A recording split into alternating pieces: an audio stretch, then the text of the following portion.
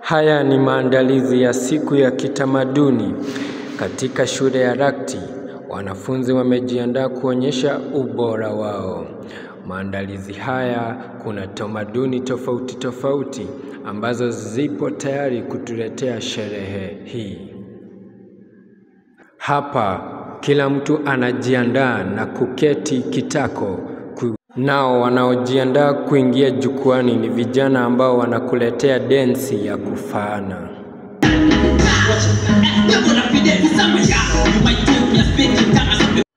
Jamii ya Kimaasai inafungua tamasha hii kwa nyimbo ya kushauri vijana na kuonyesha jinsi ya kuilinda boma kwa walio katika ndoa.